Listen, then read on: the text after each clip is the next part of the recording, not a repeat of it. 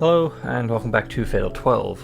On the last episode, we watched Odette, uh, tease Frederico making paranoid about whether or not she has all her cards. Oh, yeah, whether or not she has all his cards, because he's confident that he has all of hers.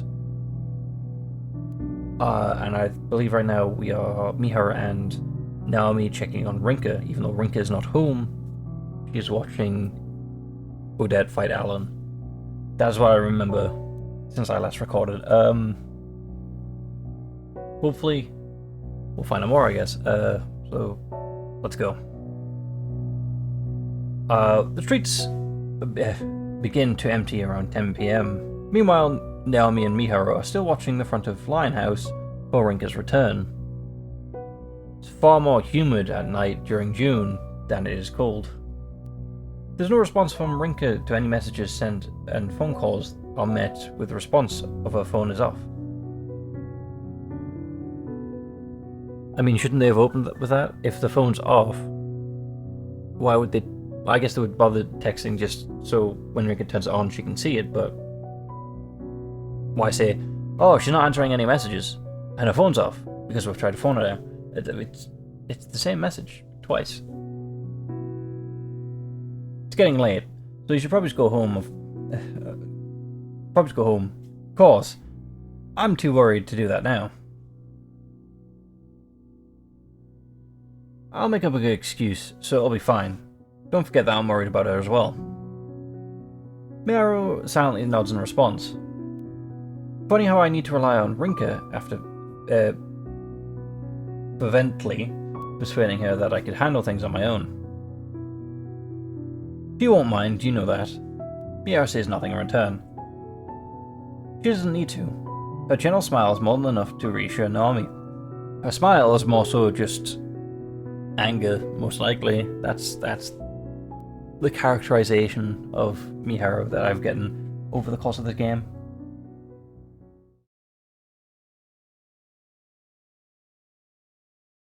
How's the fight going? Things start to wrap up after another 30 minutes. Neither are moving as well as they were before. In fact, they're both so exhausted that I might be able to outrun them. As if the fight wasn't spectacular enough already, it ends with a cross-counter of all things. I can't tell if Alan is out cold or not. His eyes are completely blank. As for Odette, her eyes are closed, but she has a big grin on her face. I'd have been happy if I got to go out like this. With that said, she let herself fall unconscious. Alan watches as she does so. It's hard to tell what he's thinking. And then he collapses too. Whoa. I rush over to both of them. They're out cold, but they're still breathing. I mean, they can't die because they're inside the game. So, finding out that they... it's stupid, I guess. But, okay. I guess exhaustion has finally forced their bodies to shut down. I'm not too sure if they've managed to settle things with this. We'll see by the end of the Divine Selection.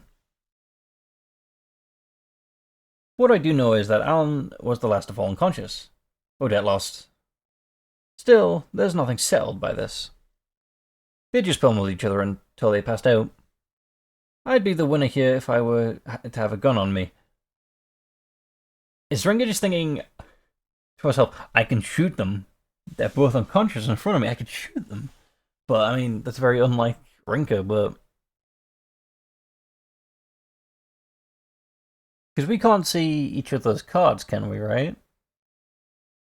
Because what stops Rinka from just pulling out their books? I'm assuming they don't have it on them, because obviously you want to keep that in a safe place, but if they did, and if you could, it's a perfect opportunity to just go through both the cards that they have. Alan's been collecting so many cards.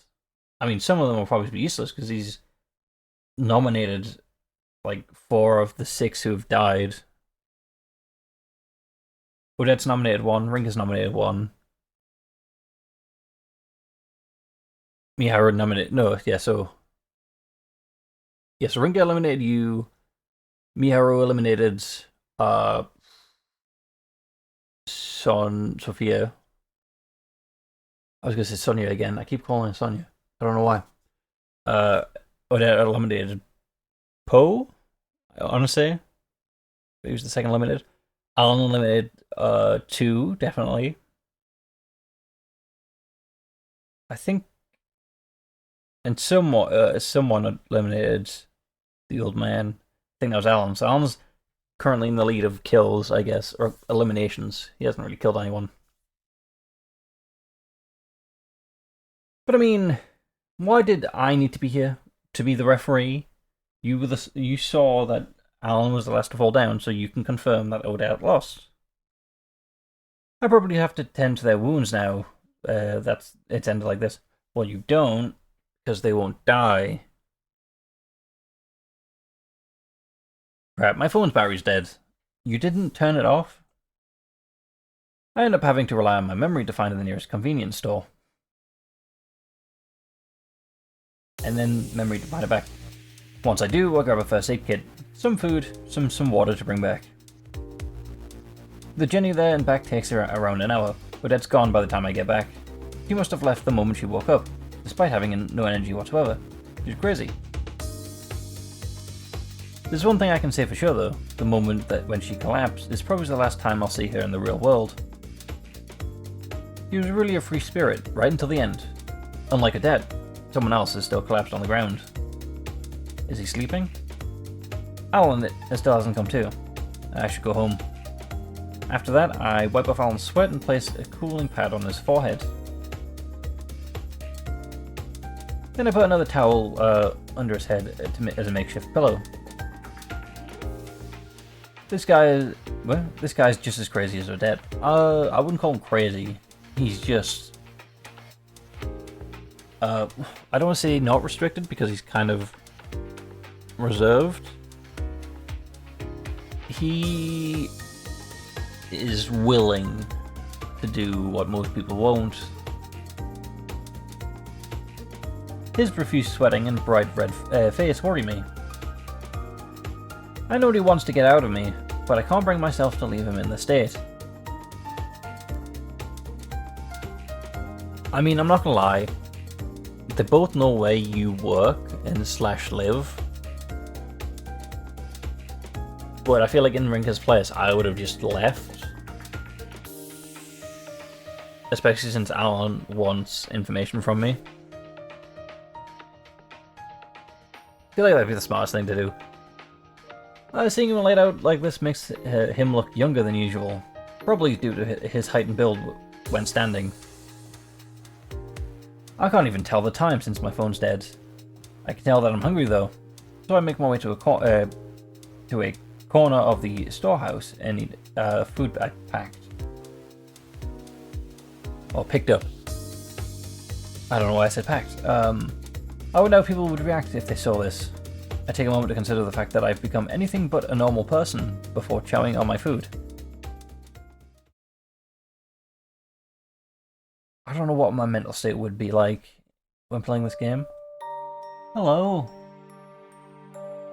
This is Alan's family relative. I was going to say mother, but she looks pretty young, so it could be sister. Alan finds himself dreaming. It's the first time he's had a dream unrelated to the Court of Fate in a long time. You're always so reckless, you know that? It is a dream entwined with his past. That's called a memory. A past of great importance. I still wouldn't call him reckless, though. Shirtless Alan. Okay.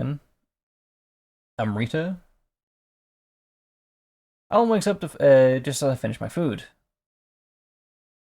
The fact that he sits up so quickly surprises me a bit. I'm not quite sure what he's saying, but it sounded like he was calling out to someone. Of course, questioning him about it wouldn't be a smart decision. I'd say hide, really, because he wants information out of you still. Oh, it's you. Never mind. He sees you. He comes to grips with the situation after noticing the sheet on his forehead and the towel under his head. You could have just left me here. I mean, true, I probably would have. That, and because I'm also not, like, trained to take care of someone, and also technically you are an enemy, I would probably still fight to try and win. I wouldn't be trying to save everyone like Rinker is. I was going to leave after I finish eating. I meant long before that. I placed my trash inside a convenient store plastic bag, and then take a bottle of water over to Alan. Did I lose? You were the last to collapse, though only by a few seconds. I can hardly consider that it a victory if I don't remember it.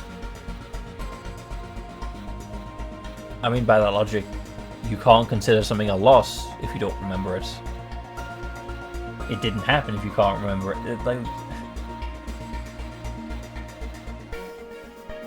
Saying that, he takes a deep swig of water I just handed to him. When he stands up afterwards, it serves to remind me just how big he actually is. I'm not sure where to take this conversation now. After a bit of deliberation, I come up with a certain proposal. Right, you tell me everything you found out on Scale Jones so far, and I'll tell you what's written on his regret card in exchange. There's no immediate response, so I can only assume that he's taken by surprise. It feels like the best option to me, though, especially when Alan and Odette's conversation hinted towards Alan knowing plenty about Scale. I mean, true, to be fair, Rinker is player number 1, Alan's player number 12. Rinker could eliminate Scale immediately, before anyone else can react. Therefore, Miharu doesn't have to nominate anyone. Federico could nominate Odette. Scale might nominate Miharu. Odette will probably nominate Federico out of retaliation. And that just leaves Alan just sitting on his own, just doing nothing. Because after that, it sounds like the only people left would be these two people, would be Rinker versus Alan. And I think Alan knows almost everything about Rinker at this point, so... And since Rinker goes first, since she's player number 1, she would win. Or at least, she would nominate Alan first. But Alan's nominated 3 people so far, so... I feel like... Well, because wasn't there a priority thing? Oh no, that's if 2 people target the same person.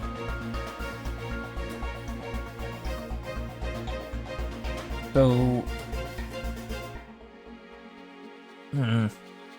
Well, actually not true. Because if Rinker nominates Scale, Miharu's safe. Federico would eliminate Odette. There'd be 4 people out. It would be 4 people left.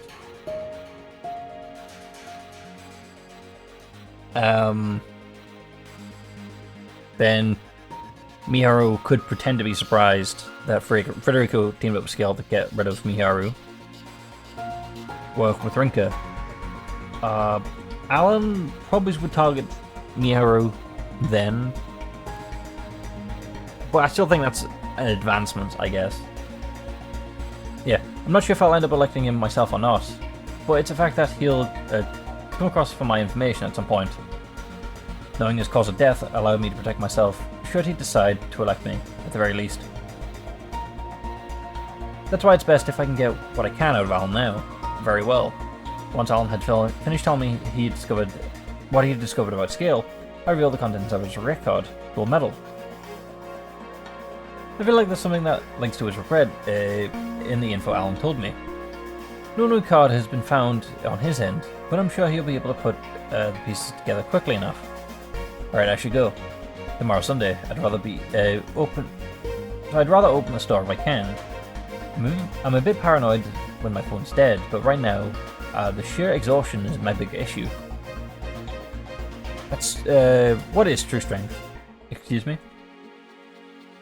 He doesn't respond, so I give up and leave. That's a good question. What is true strength?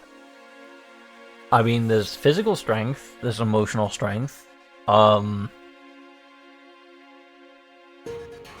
think on some weird way, I would link mental strength, mental fortitude, I guess, with emotional strength, because that's not easily measured. Because, like, Alan versus Rinka, like, if they were to punch at the same time, as classic anime trope it would be, Rinka's arm would be obliterated against Alan's, to be fair. But emotionally, I mean, they're both quite strong. Intellectually, both quite strong. I'd say he's stronger intellectually because I think if the wrong thing was said, at least early game, Rinka would overthink or panic. But emotionally, she'd be strong at the start of the game. Whereas if you say something to Alan, intellectually strength, he would probably dismiss it and just move along. I think I'm getting too caught up on this. Anyway, I'm about half an hour's walk from the closest station. The idea of having to walk the same path back already has me reeling. So if it's Sunday, then we're about to start a Sunday, 1 AM. It's the last day before the election. Shinjuku may be a major stop in Tokyo, but the last train doesn't run much later than this. Meanwhile, Miharu and Nomi are still waiting in front of the Linehouse for Rinka's return. So, she's taking her time, isn't she? At this point, I'd be willing to consider that she may be out with a boyfriend or something. Oh, Miharu will not like that. It's sad, after all, and I never did ask if she was dating anyone. Naomi? Yes? Do us both a favor and shut off that part of your brain that creates those ridiculous thoughts. It's funny because Miharu's jealous, but it's annoying also because Miharu's jealous. Though I guess, you know, she did ask Rinka out in the Golden Week, and I think we did say yes. I don't know if it was a direct, asking out, but, she did make her feelings clear, so, Naomi feels a chill run down her spine.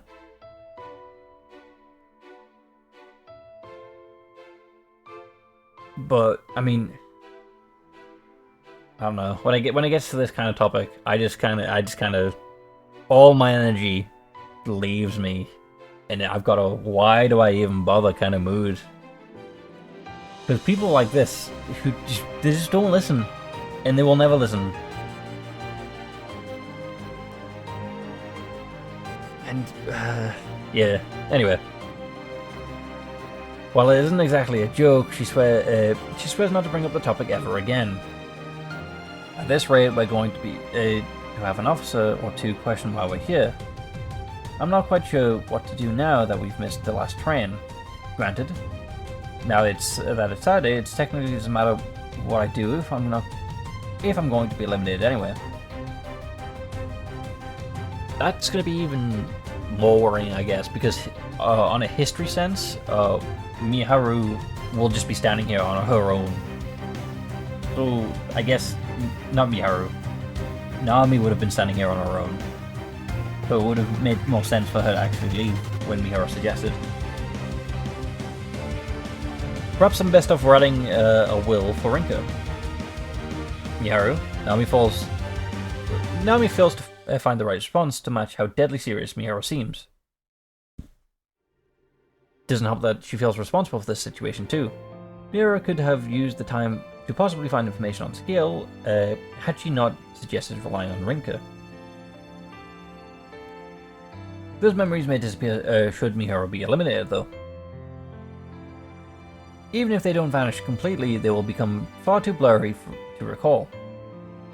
More so than her earliest child's memories. This even applies to the two of them with their last feelings clash. What? When the two of them let their feelings clash. Okay. The idea of losing that experience scares her. Don't worry, I'm sure Rinko will be here.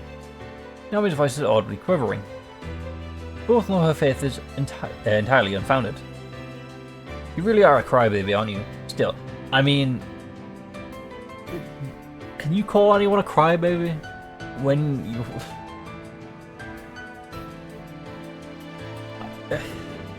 I need to move on. I can't get caught up in this.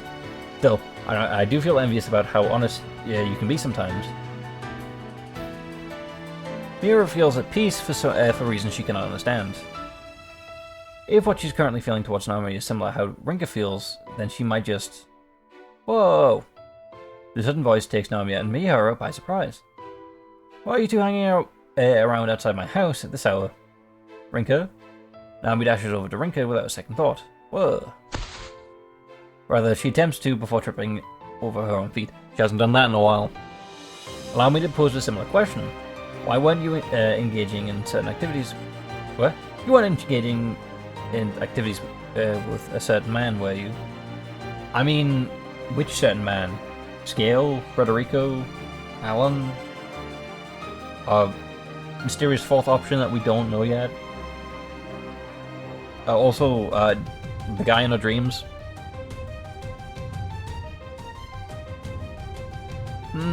Well, I guess I was with a guy for the most part. How'd you know? Huh? Anyway, let's head inside. You two really were waiting for me? Naomi is obviously flustered, whereas Mihira looks like she's just seen a ghost. And Rinka has no idea what's going on. But she takes them inside the store anyway. I don't know if this is an attempt at humor, but it's not the right time. Following that, it takes an entire hour for everything to be cleared up. I see. Bay, that's what Mihara says. Never mind. On selection time.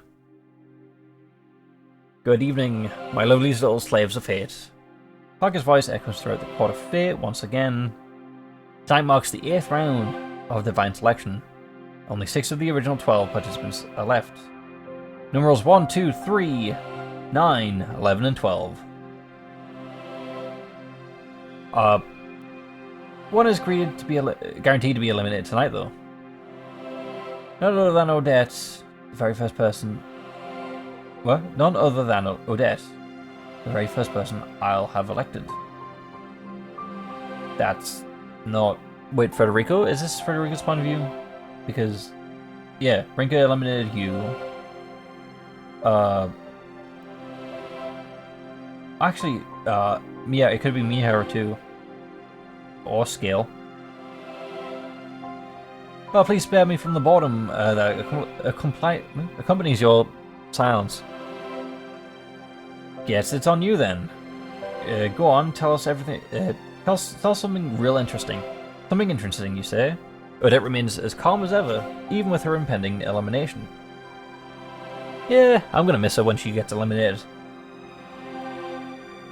Who cares about that? Let's get electing already. My impatience gets the better of me, causing me to shout out, so it's Frederico's point of view. All that does is cause Odette to flash me a smug grin. That stupid face drives me mad. Goodness gracious, someone sounds desperate to carry out an election, it seems. Very well, allow me to begin tonight's election. Parker makes her announcement loud and clear. She's doing it to show me up, too. Little brat thinks she's better just because she's a goddess. I mean, kind of in the job description. Like, can you bend time and space and undo deaths? I don't think so. I mean, you can undo your own deaths now, but that's because it was given to you. Revolve, O Clock of Fate. The standard election procedure follows. It's a sight I've gotten way too used to. Nothing from me. Numeral 1 passes. Next up is Mihara. Based on everything up until now, she'll pass. I'm the only one out of our alliance that'll be electing someone tonight, after all. I'll elect... numeral 11. What the hell? Oh, very well. What's going on here? I can't hide my panic over what just happened. Odette catches my eye in the midst of my breakdown. She's giving me the same smug grin as always. Almost like she knew things would play out this way. If Mia is electing her, then I don't need to, right? Number 3, make your intent clear. I cut myself off. Actually, I'll elect number 11 as well. That was close. The shock almost made me forget that Odette has my information as well. Mihara will get her hands on that info if she eliminates Odette. Don't tell me it's been her plan from the beginning. I mean, there's also the fact that you'll be sharing your information to get priority anyway, so it doesn't really work. Huh? Doesn't sound like Skill expected this either, judging by his expression. Can't see him putting her to this. That's nothing in it for him. I see we have our first duplicate election for the night. Do wait until the clock makes its full rotation, or revolution first. Skill's right after me now that we're down to a few people. I'll elect numeral 2. What? He's electing someone as well? Miura of all people too? So Federico didn't even know about this. That's interesting. Okay. He's smiling, but that's not... but not that fake one he usually has. He looks like he's holding back a real wicked laugh. Can't believe this. I never trusted him in the first place, but I never expected him to pull something like this stunt. Okay, so Federico didn't know. Anyway. Numeral 1 doesn't seem the least bit concerned about Mihara being elected, either. I guess that really, guess they really did part ways. Very well. What about you, numeral 11? Nothing from me. You already knew that, though, didn't you? My role is merely as a supervisor. I may know what awaits you in your original fates, but possibilities that stem from here are a mystery even to me.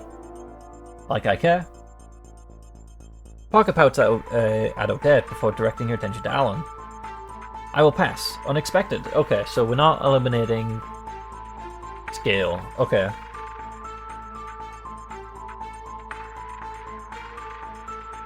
So, interesting. I guess it'll be a matter of doing the duplicates first. Not only because it's number ordered, but if we let Skill go first, then Federico gets it by default. Let's begin with numeral 2s and 3s.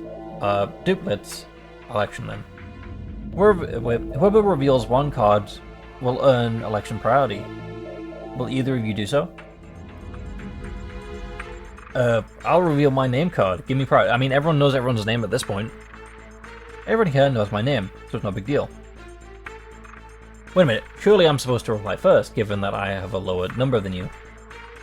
Following that logic, I'll reveal my cause of death. Understood.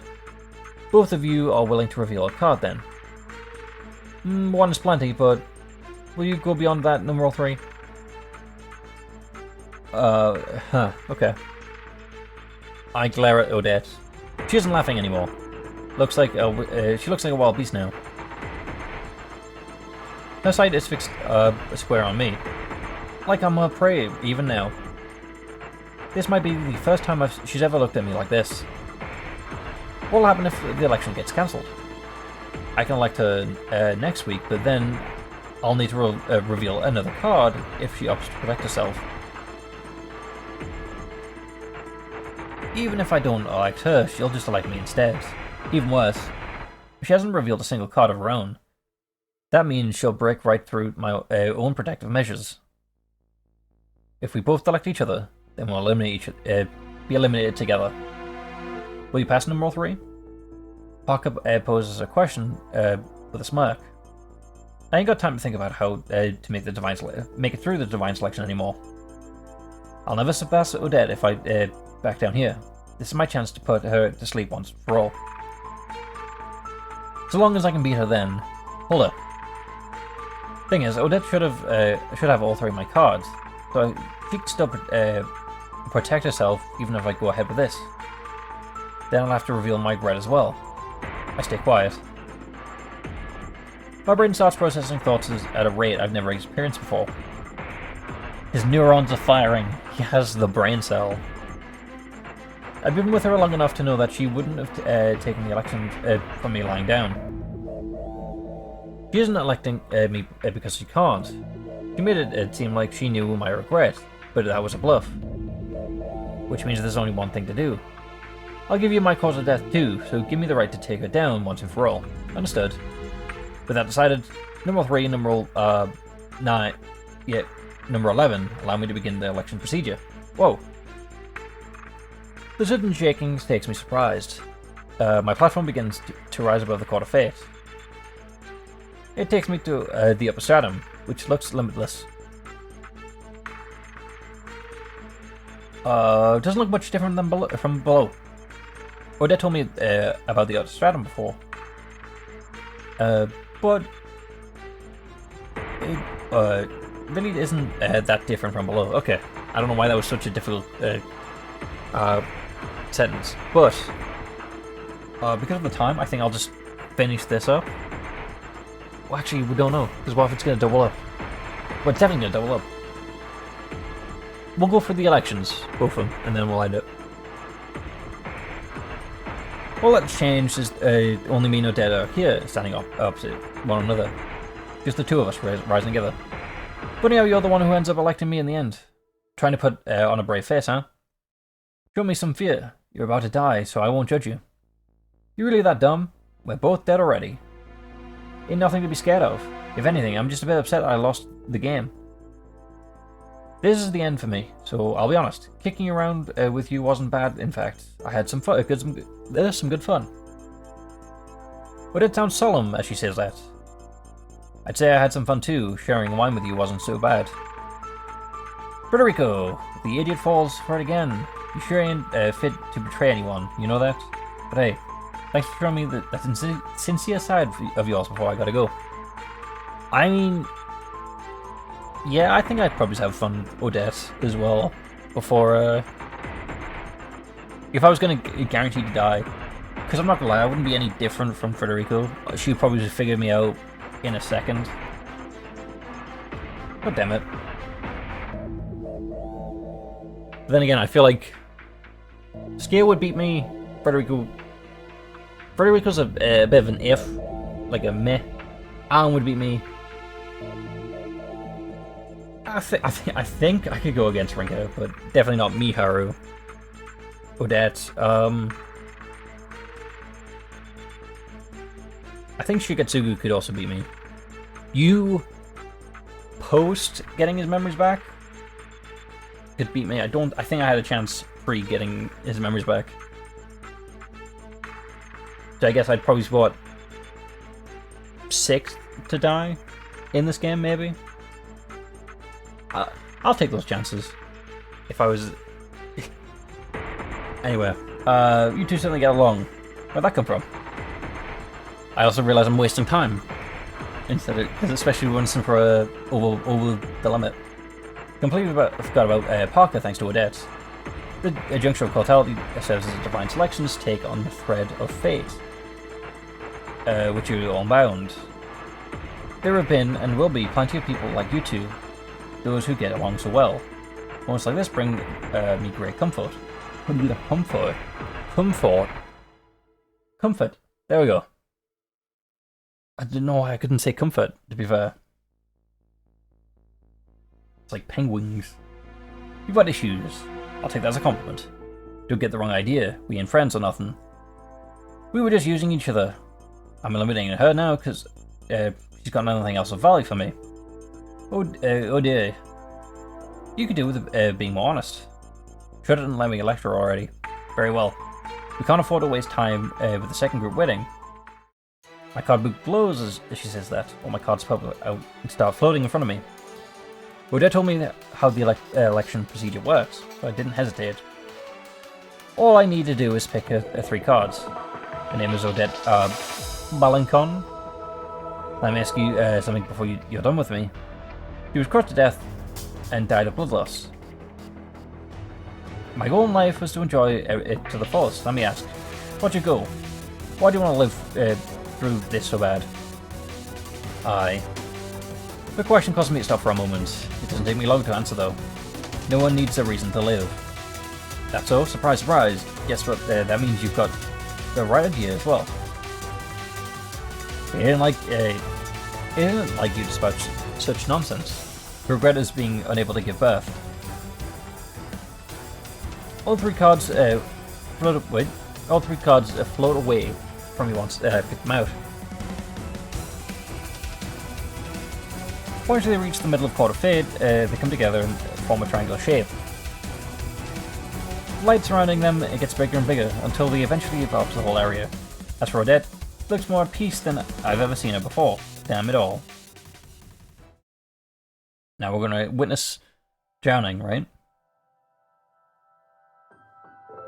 I found myself on a ship under attack. A bunch of old-fashioned pirates were responsible. The ship was packed to the brim with weaponry, weapons and illegally obtained jewels and crap. So they were just probably here for them. Of course, the shipping company would never lose a single boat, not with Odette Malcolm at the helm. Things were different this time around, though. Not only were the pirates working together with a group she wasn't on good terms with, but they planned on sinking the ship and killing everyone on board too. There was no way out when you were surrounded by 8 ships. All of Odette's crewmates were dead, of course. All of Odette's crewmates were dead. Of course, they took plenty of the pirate crews down with them. The ship itself looked like hell on earth. There just happened to be a man from the Italian mafia on board too. Odette was aware of that and the fact that he was currently on the run. Just then, a massive shock rocked the ship.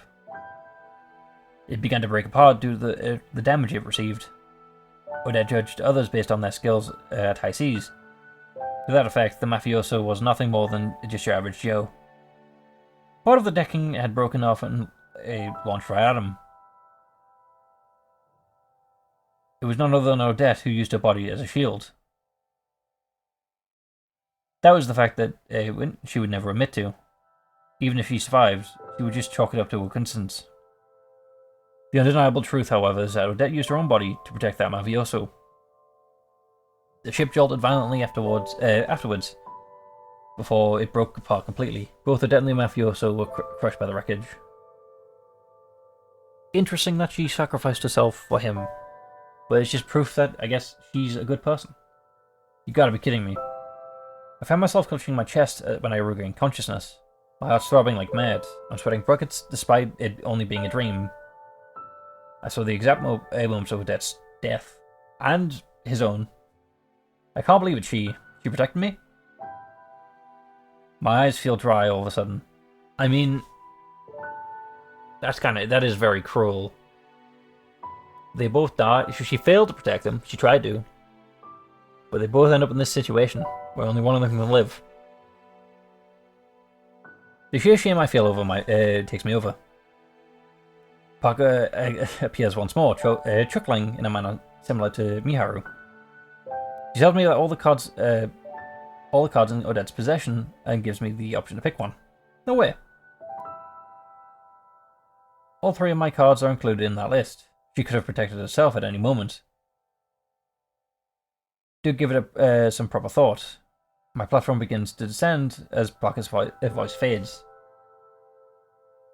The moment doesn't take me by surprise this time because I'm so preoccupied with everything that's just happened. Number 2's cause of death will do. Ironic that I picked the card. The card I picked is the one Miharu is going to reveal anyway. Doesn't matter to me anymore though. But it gave her life to protect me.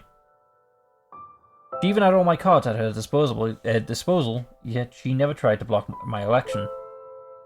And I'll never be able to find out why. I'm the one who eliminated her, but... And he's angry.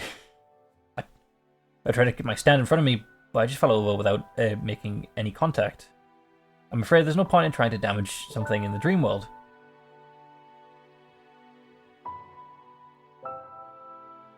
Parker's returned to the lower stratum at some point, speaks to me with a grin. It really annoys me. Everything annoys me now. Allow me to take the cards you opted to reveal first. Parker takes the 2 cards from me, and the 1 card from Miharu.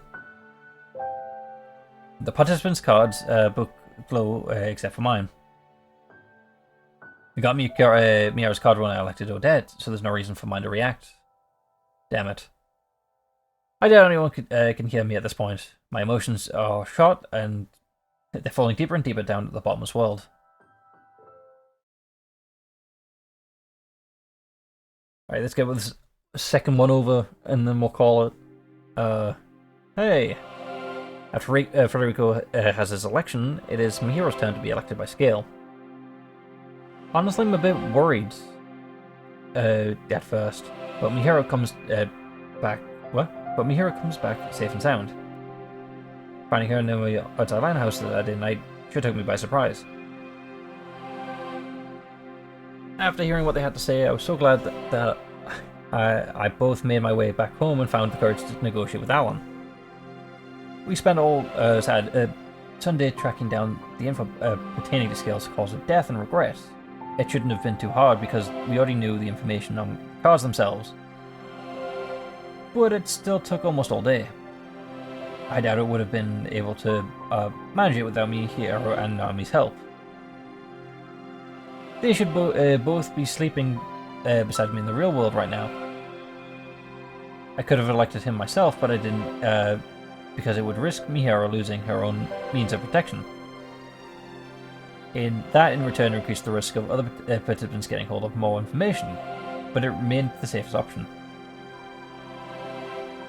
Goodness gracious, things have certainly gotten messy here. Not that you particularly care, do you? Actually, got served. Okay, so hold on. So she negated his election somehow? I'm confused on how, but okay. Damn it. Fortunately, after Guru Parker sentiment, my heart is racing. It's entirely possible that I could have lost my hero if Scale did something crazy. And that's the last thing I want. The night session resulted in one elimination, and I bid you all farewell for now. The Valiant selection ends with Parker's farewell. My consciousness makes its way back to my body in the real world. But I don't go back empty-handed. It's nothing but a simple idea for now, but a certain possibility has made itself known to me. What if everyone just continuously negates the elections? Because that's bound to happen on the final two people, right?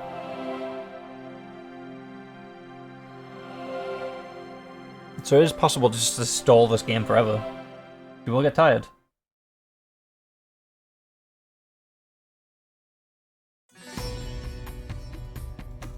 Well played, Odette. Malankon. I feel like it's great lines to end on. So that was the 8th election. Hopefully I can see him the next time. I'm great with words, trust me. But yeah, hopefully I can see you next time. I hope you had fun. And with that, goodbye.